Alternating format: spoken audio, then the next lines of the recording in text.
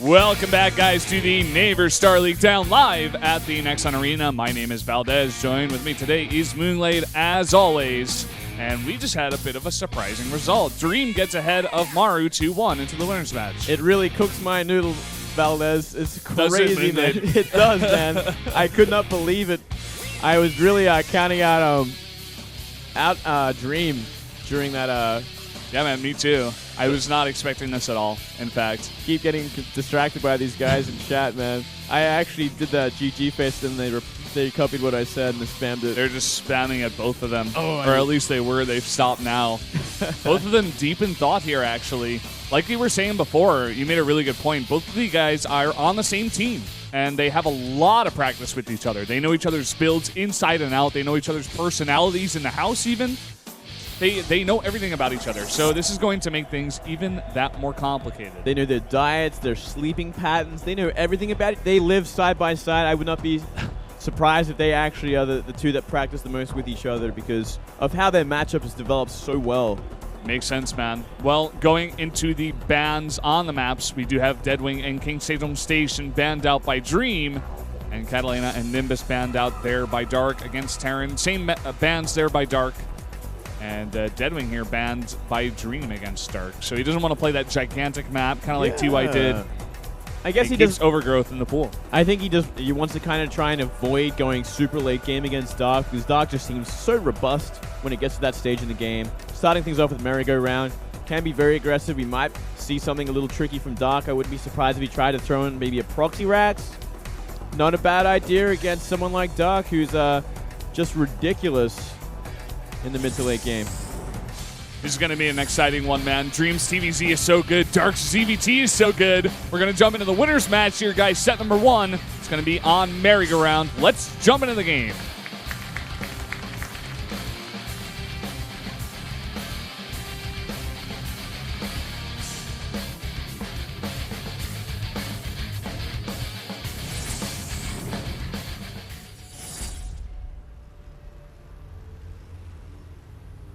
Up here on the top, right in the red, the Terran player defeating Maru in that last match to get to the winners match. It is Dream.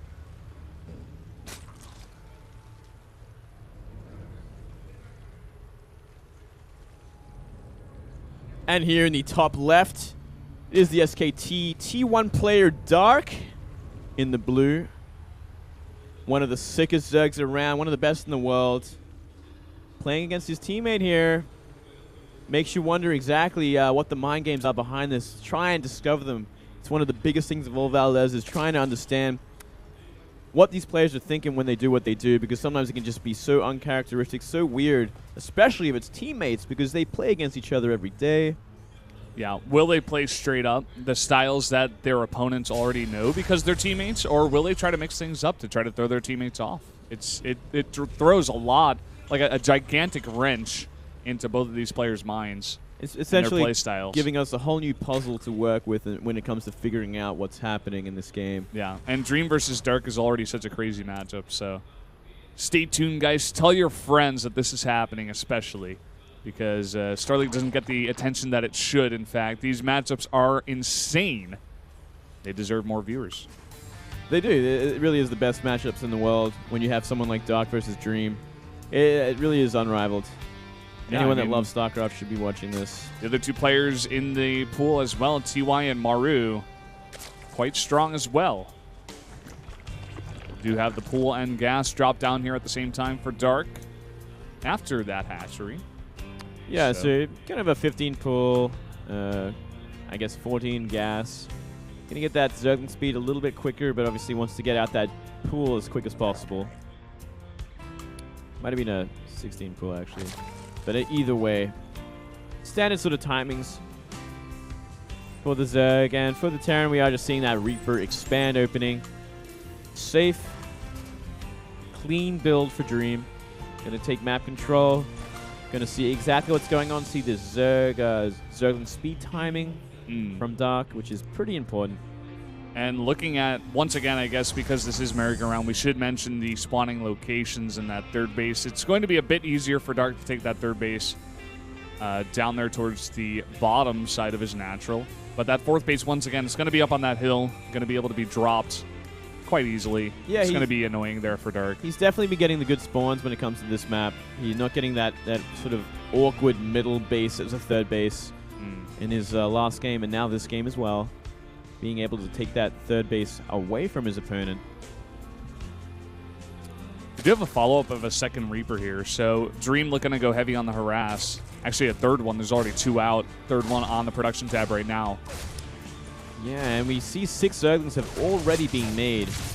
So I kind of get the impression that Dark knows exactly what he's up against when it comes to this map. And he knows how many Reapers he'll be facing. And nice defense from Dark. Fending off everything. Making 1 extra queen in the main base. So he's going to be able to keep those 2 down in the natural without losing really any sort of production. And Dream does not care at all. He just throws down a third CC in the main base right underneath that Overlord. So he's basically saying to Dark, hey, I'm taking a third base, by the way, in case you wanted to know. Oh, picks off a Reaper. Little bit of a mistake there from Dream. And yeah, I mean, I guess, well, really, it's kind of unavoidable when you go for multiple Reapers, because once you have 2 out, your opponent knows that you will not have any Marines for quite a long time, because that barracks will be busy making a reactor while the factory, a late factory, is building. So you can just park your Overlord inside the main base for quite some time. So yeah, not much of a surprise that Dream will just throw it down any old place. Uh-oh, speed is done here for the Lings, and that Reaper going to try to jump up onto the high ground, but Dark, really nice micro, going to take it down. And he starts that third base. Yeah, 1 Reaper remains. So Dark in a pretty comfortable position, getting rid of 2 Reapers. That actually takes a load off your mind, because if there's still like 2 or 3 Reapers with about 4 to 6 Hellions, you can poke on the creep a lot. You can trade with Queens pretty efficiently. Reapers do pretty well against Queens over time, so especially if there's not much else there to defend with them. We are seeing a bit more pressure coming out onto the map, at least for now. From Dream, he just have 2 Hellions and a Reaper here. Maybe looking to deny that creep from spreading. Yep. Pretty easy map to deny creep spread on. It is, I mean, it's so hard to spread creep down this ramp. It is such an open sort of area. Obviously, Hellions are going to have a pretty comfortable time. Bit of a run by, not going to do much at all. And Dark, once again, going for 3 gases, not 4. So I didn't get that 4th one just a little bit later. He's also got 5 drones on his main gas. A little bit of a mistake there. Yeah, quite a decent mistake, in fact. And now Dream out on the map with a 7 Hellion, 1 Reaper harassment force with 1 Banshee looking to go into the main. But he actually just pulls back, kind of scared about Dark's counterattacks here, even though he's got a wall. There's only 4 Lings. Yeah, it's just, I guess, an easy cleanup. It wants to try and stop any sort of Zerglings on the map whatsoever, any sort of scouting capability that he can avoid. And we are seeing Cloak Banshees. Cloak just about to finish. And Ooh. No Banshees out just yet. 2 more factories on the production tab here. May see a bit of mech coming out of Dream here against Dark. There's the first Banshee, and this could actually do a lot of damage. 3 Queens. Gonna have a hard time against this. All transfuses have been used. The Hellions poke just a few more times. Maybe you can get a Queen or 2. It's going to be hard with those Zerglings there, but the creep spread has been stifled once again towards the middle of the map.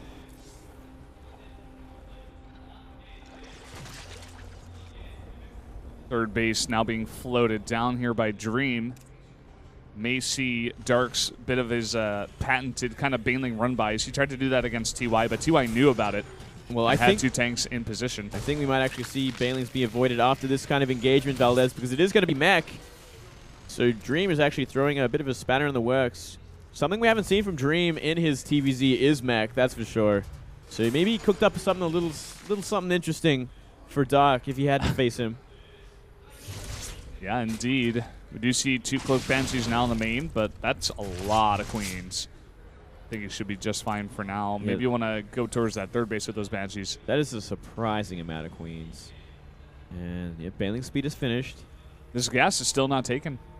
And I don't think Dark has actually realized that it is going to be mech. We finally see a Roach. Now. Yeah, we finally see a Roach Warren go down as well as a Spire. Still, the main gas has not been taken for Dark either, which I find to be fascinatingly irritating.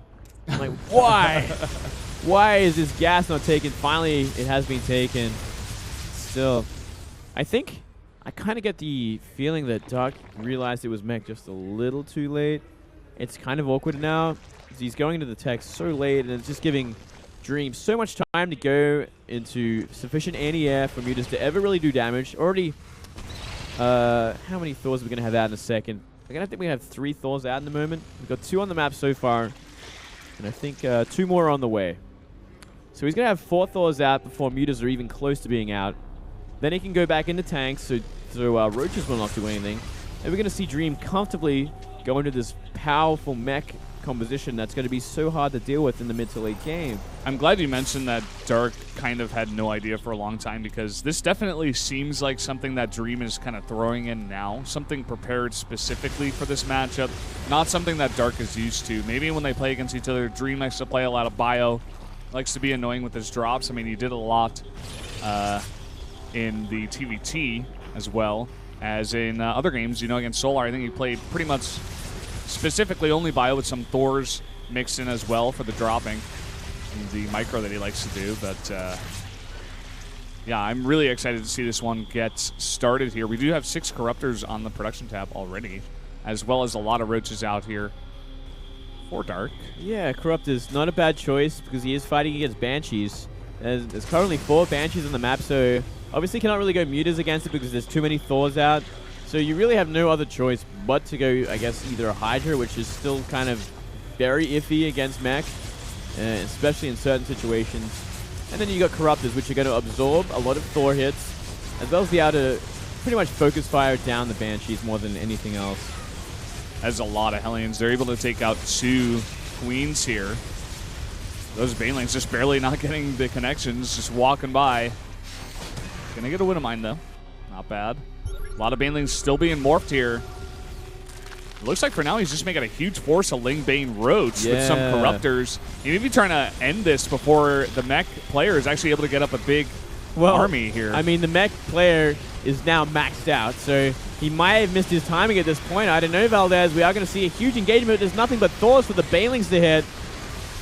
Not the best engagements whatsoever. Yeah, I don't know about this so much. There's no tanks in the mix, which is maybe why he was going for this, but, I mean, this got totally cleaned up. Insanely deflected.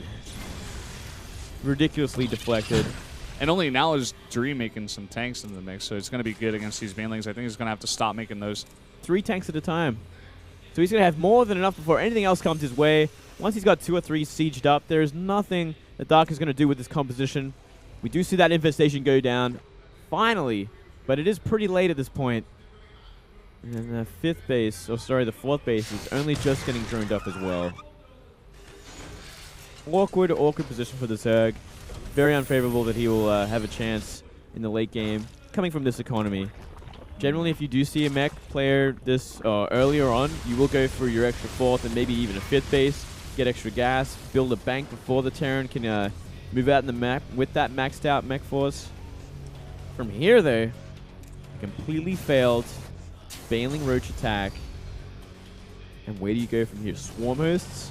He's already making tanks 3 at a time. He's already got a ton of Banshees on the map as well. This is a horrible situation, Valdez. It's definitely looking like it so far. Here's some of those patented Baneling run-bys towards that 3rd base. Only about 4 Banelings here. Let's see what kind of connections they can get. And if Dream realizes, here we go. Not the best. He gets 1 Mule and 4 SCVs, but this tank, this giant army of the mech player right now is on the creep, clearing it up. And we've got about 3 Swarm hosts. Well, then. I don't know what 3 Swarm hosts are going to do. These Banelings going to help out kind of getting rid of the buffer for the mech army, which is the Hellbat. Sure, that's great, but what else? Once these tanks are sieged up in a decent position, doesn't matter how many locusts you're going to throw their way, because that is a lot of tanks. And they are +2 currently. Coming from behind with some Roaches as well as fighting with the locusts is what he's trying to do for now, but he's right in the middle here. The Zerg is not really able to sum up a big enough army to deal with this entire thing. We do see a bunch of Roaches back here denying mining, but that's not going to stop this push. No, and that is 7 tanks sieged up with +2. You're going to see Lucas evaporate without Blinding Cloud to help out. GG. GG. Checkmate. Wow. So really nice mech play out of Dream, but also at the same time kind of weird play out of Dark. I mean, understandably, he got the scout very late on the mech, but went for a very kind of, I would almost call it desperate kind of push there against what Dream had already. Like you said, he was maxed at the time. And even though he didn't have that many tanks, that's a lot of Thors, and no matter how many Banelings you have, it's not really going to trade efficiently against that kind of army.